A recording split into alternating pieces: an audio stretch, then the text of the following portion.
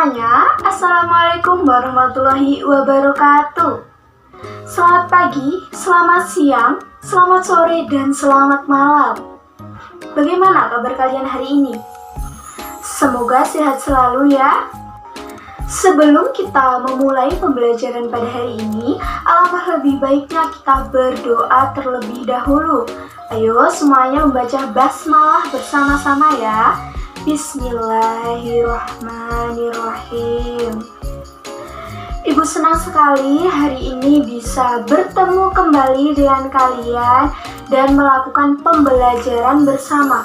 Walaupun melalui daring, tapi ini tidak mematahkan semangat kita dalam menuntut ilmu ya. Tetap semangat dan jaga kesehatan. Oh iya, jangan lupa absen tulis di komentar di bawah ini ya, jangan lupa tetap patuhi protokol kesehatan. Nah, ibu mempunyai sebuah cuplikan video cuci tangan yang benar. Nah, silahkan kita tonton bersama.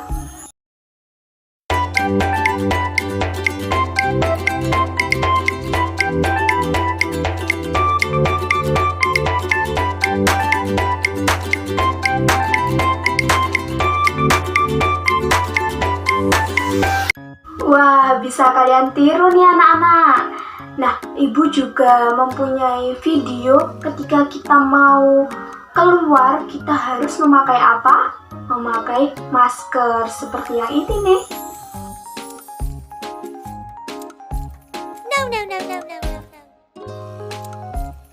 Tujuan pembelajaran kita pada hari ini yaitu ada 4. Yang pertama, peserta didik dapat mengetahui dan memahami mengenai pengertian sistem ekonomi. Kemudian, yang kedua, peserta didik dapat mengetahui dan memahami mengenai sistem ekonomi bebas. Kemudian, peserta didik dapat mengetahui dan memahami mengenai sistem ekonomi komando. Dan yang terakhir yaitu peserta didik dapat menjawab pertanyaan dengan tepat. Langsung saja kita masuk pada pembahasan yang pertama, yaitu pengertian sistem ekonomi. Tentunya kalian semua sudah paham kan apa itu sistem? Coba, apa ya sistem itu? Betul sekali, sistem adalah sebuah aturan, sebuah cara. Nah, itu adalah pengertian sistem. Kalau sistem ekonomi, apa ya kira-kira sistem ekonomi itu? Nah, sistem ekonomi adalah suatu cara untuk mengatur dan mengorganisir semua kegiatan ekonomi dalam anggota masyarakat, baik oleh pemerintah maupun pihak swasta berdasarkan prinsip tertentu. Nah, sistem ekonomi ini ditujukan untuk apa? Yaitu ditujukan demi kemakmuran dan kesejahteraan. Nah, kemudian sistem ekonomi ini memiliki beberapa fungsi. Di sini ada 4 fungsi, yaitu 2P dan 2M. Apa ya 2P dan 2M itu? Mari kita simak. P yang pertama adalah penyedia untuk berproduksi. P yang kedua yaitu pengatur pembagian hasil produksi di seluruh anggota masyarakat agar dapat terlaksana sesuai dengan yang diharapkan. Nah, kemudian untuk 2M-nya apa ya? M yang pertama yaitu mengkoordinasi semua kegiatan individu dalam suatu perekonomian. Dan kemudian M yang kedua menciptakan mekanisme pasar agar distribusi produk, barang, dan jasa itu dapat terlaksana dengan baik. Nah, dari pembahasan yang pertama, apakah anak-anakku semua sudah paham? Sudah?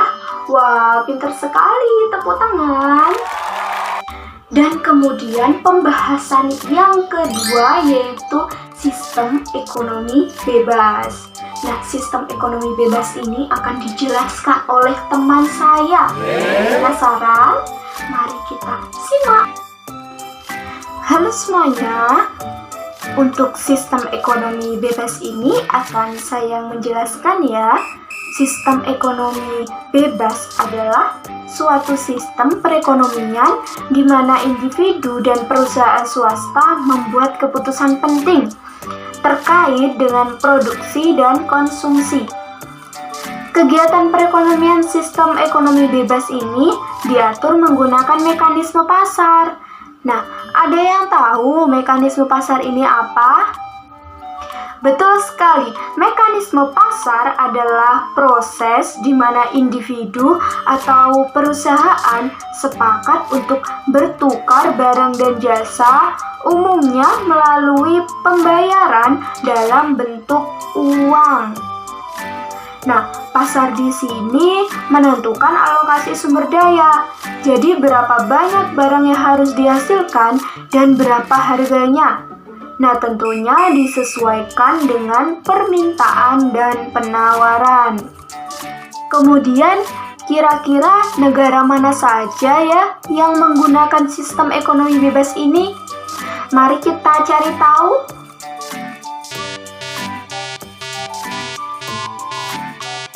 Nah, negara yang sering disebut menggunakan sistem pasar bebas ini diantaranya adalah Hong Kong, Singapura, Australia, Selandia Baru, Swiss, Kanada, dan lain-lain. Sudah ya untuk pengertian sistem ekonomi bebas ini, selanjutnya akan dijelaskan oleh Ibu Selvi. Mau menghilang dulu.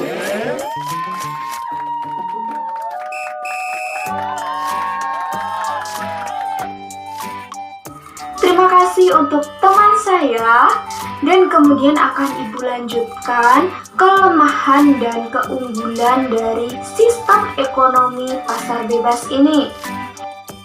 Untuk keunggulan dari sistem ekonomi pasar bebas adalah secara teoritis, sistem ekonomi pasar bebas ini disebut sistem yang efektif.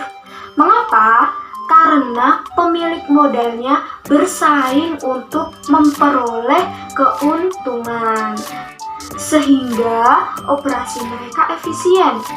Keunggulan selanjutnya adalah produksi didasarkan pada keinginan pasar atau kebutuhan masyarakat, sehingga produk yang mereka hasilkan itu tidak salah sasaran. Kemudian untuk kelemahan dari sistem ekonomi pasar bebas ini adalah karena berfokus pada keuntungan dapat timbul akibat atau efek samping yang tidak diperhitungkan oleh produsen. Misal kerusakan lingkungan, kemudian kerugian kesehatan, dan lain-lain. Kemudian untuk kelemahan selanjutnya, distribusi kekayaan yang tidak merata, yaitu antara pemilik modal dengan buruh, kemudian antara profesi yang satu dengan profesi yang lainnya, seperti itu. Kira-kira apa lagi? Ada yang tahu? Wah, kita sudah membahas 2 poin ya, tinggal 1 poin lagi. Kalian masih semangat? Masih? Memang harus semangat ya. Kemudian pembahasan yang ketiga, sistem ekonomi komando. Sistem ekonomi komando ini bisa disebut sebagai sistem ekonomi terpusat. Adalah suatu sistem di mana pemerintah atau negara itu memiliki kekuasaan yang dominan terhadap kegiatan ekonomi. Mulai dari jenis barang yang dihasilkan, kemudian penyaluran dan penggunaan. Nah, penguasaan ini dilakukan melalui pembatasan-pembatasan terkait dengan semua kegiatan ekonomi yang dilakukan oleh anggota masyarakat. Sistem ini dulu banyak dipakai oleh negara-negara komunis, yaitu Uni Soviet, kemudian negara Eropa Timur, kemudian Vietnam, dan Cina. Namun, seiring bubarnya Uni Soviet dan berakhirnya Perang Dingin, hampir semua negara ini berpindah menjadi negara dengan bersistem ekonomi campuran. Saat ini hanya tersisa negara Korea Utara saja yang masih memakai sistem ekonomi komando. Jadi di negara Korea Utara ini tidak ada kegiatan ekonomi dengan pihak swasta.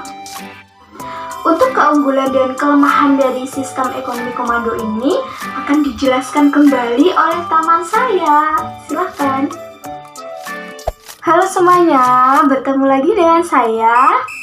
Untuk keunggulan dari sistem ekonomi komando antara lain, yaitu yang pertama, dapat mengurangi pengangguran. Mengapa? Karena pemerintah memegang kendali penuh terhadap semua faktor produksi. Selanjutnya, kebutuhan masyarakat terjamin karena produk dan jasa yang dihasilkan akan sesuai dengan apa yang mereka butuhkan. Dan kemudian, pemerintah mudah mengendalikan harga dan pemerataan. Untuk kelemahan dari sistem ekonomi komando antara lain sedikitnya variasi barang dan jasa. Kemudian banyaknya barang yang dibutuhkan namun tidak tersedia oleh pemerintah. Waduh, kemudian akan menghambat inovasi dari masyarakat. Ternyata kelemahannya juga banyak ya. Wah, telah dijelaskan oleh teman saya ya mengenai keunggulan dan kelemahan dari sistem ekonomi komando ini. Bagaimana anak-anakku semuanya? Apakah kalian sudah paham dari pengertian sistem ekonomi, kemudian sistem ekonomi bebas, kemudian sistem ekonomi komando? Apakah sudah paham? Sudah paham semuanya? Wah, bagus sekali. Kalau sudah paham, Ibu akan mulai kuisnya. Nah, untuk kuis ini semuanya harus menjawab ya. Oke, kita mulai kuis ya. Kuisnya nanti individu, tidak berkelompok. Jadi nanti akan Ibu berikan 2 soal dan akan kalian jawab di komentar. Jangan lupa. Walaupun sudah menjawab di komentar, kalian juga harus menulis di buku catatan kalian.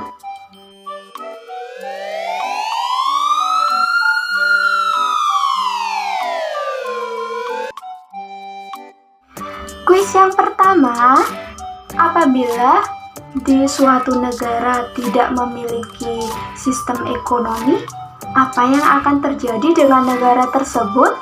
Coba jelaskan pendapat kalian. Kemudian yang kedua, carilah informasi mengenai sistem ekonomi campuran, kemudian bandingkan dengan sistem ekonomi bebas dan sistem ekonomi komando. Dari 3 sistem tersebut, sistem manakah yang paling cocok digunakan di negara Indonesia? Coba jelaskan beserta alasannya ya. Nah, setelah menjawab pertanyaan tadi, kalian bisa buka link yang akan Ibu sematkan di deskripsi box. Nanti kalian klik di Google, masukkan URL-nya, masukkan tautannya. Setelah itu akan muncul seperti ini. Dan kemudian kalian masukkan nama. Tugas kalian adalah menjawab 5 pertanyaan ini dengan sebaik-baiknya. Masing-masing nomor memiliki 20 poin dan kalau kalian benar semuanya akan mendapatkan poin 100. Setelah kalian menjawab, nanti akan tertera poin yang kalian peroleh. Jangan lupa setelah kalian jawab, kalian submit. Selamat mengerjakan ya. Nah, setelah kita melakukan kuis, kita review kembali dulu yuk apa saja yang telah kita pelajari pada hari ini. yaitu tadi ada 3 poin. Yang pertama yaitu pengertian sistem ekonomi. Kemudian yang kedua, sistem ekonomi bebas. Kemudian yang ketiga yaitu sistem ekonomi komando. Ayo, tadi negara mana yang masih memakai sistem komando? Betul sekali, yaitu negara Korea Utara. Bagaimana pembelajaran kita hari ini? Apakah seru? Terima kasih juga kepada teman saya yang sudah membantu menjelaskan mengenai materi saya. Semoga materi hari ini mudah dimengerti ya anak-anakku semuanya. Terima kasih, Ibu akhiri pertemuan kita pada hari ini. Apabila Ibu ada salah kata, Ibu mohon maaf. Ayo bersama-sama ucap hamdalah. Alhamdulillahirabbil alamin. Wassalamualaikum warahmatullahi wabarakatuh. Sampai jumpa ke pertemuan selanjutnya.